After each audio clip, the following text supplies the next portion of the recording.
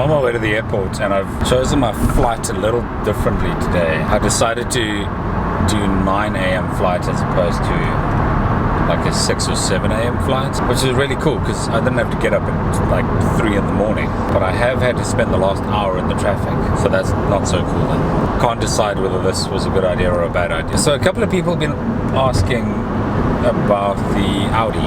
If you go through all the road trip vlogs, you'll see that there's a nice blue Audi S4 in there. So there's a bit of a story to that. It started on the weekend of the Monaco Grand Prix. I was chilling on the couch and browsing car ads like one does on a Sunday afternoon, and came across a guy in the area who had listed this S4 at what seemed like a really, really good price. It was just over 100k. So I thought, well, you know, what's the harm? Let's go have a look. So after the race, popped down there, took the car for a drive. Turns out he's a hell of a nice guy. So he's looked after this Audi really, really well. It's in immaculate condition. If anything even remotely needed attention, it was taken care of and fixed. So I dived in there, I bought the car, and then promptly took it on a 5,000 kilometer road trip. I've had 2 issues with the car so far. One of the issues was a loose brake pad, which actually caused a bit of a rattle. So if the car's going slowly and over sort of an uneven surface, there's just like this clatter and rattle coming from the front. That's not great in the Kruger. That's not great when you're trying to spot animals. You're like miles off and your rattle, rattle, rattle is scaring off the animals. The easy way to handle that was the minute you apply a little bit of brake pressure, the rattle stops because the caliper's grabbing the pad. So I had 1 foot on the brake, 1 foot on the accelerator, cruising through the Kruger. The other problem I had is there was a cam sensor that had failed, or was busy failing, or was trying to fail. Didn't stop entirely, but occasionally the car wouldn't start. You'd literally just get in, turn it, nothing. The problem became more and more frequent until about a week after we got back from the road trip. And the car just one Saturday afternoon decided to die entirely. It just wouldn't start. Came back the next day and it started. I had to take it in, we fixed the brake pad, we fixed the sensor, and this car is just fantastic. It's also the only S4, well, one of 2 S4s. The second one was actually just a facelift. This was like the only S4 that Audi ever made that had a V8 in it. The models previous to this and the models after this were all 3-litre V6s.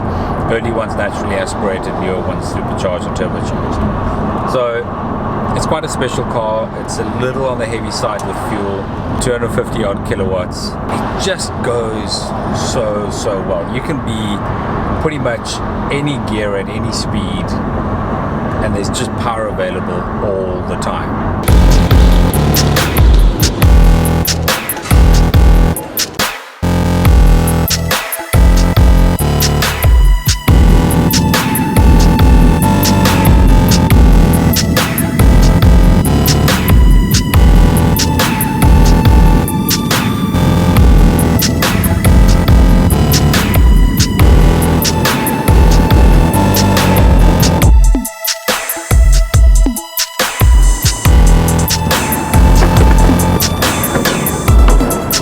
Ended up in a Renault Sandero. It's been a while since I've driven one of these. Thanks, bud. So that should be fun. Is that eco button? Switch the eco off. Number 1 tip for driving a Renault Sandero: switch the eco button off. So when you pick up a car from Europe Car in Sandton, after getting off the Gautrain, it's like 6 floors down. You take an elevator halfway and check this. An SL55 AMG, and his number plate reads Monster. Sounds pretty good as well. So when I picked up the car, it gave me a packet of mints.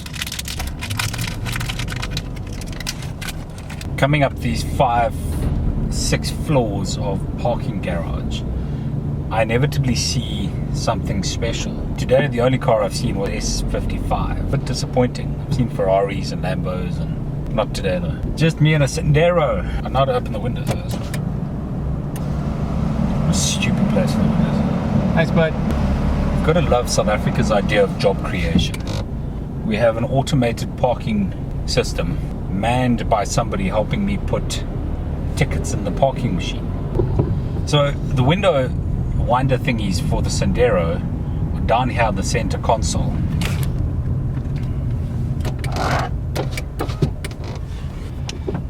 Which is a little unintuitive for me anyway.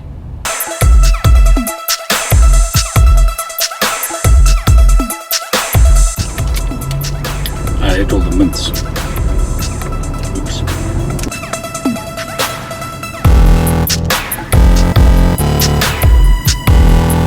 Nothing quite like having to slow down in the traffic to have a look at some Lamborghinis. Right, so I made it to the office. I'm not going to take my camera in, it's just like not cool. I'm also not going to bore you with all the stuff that happens there.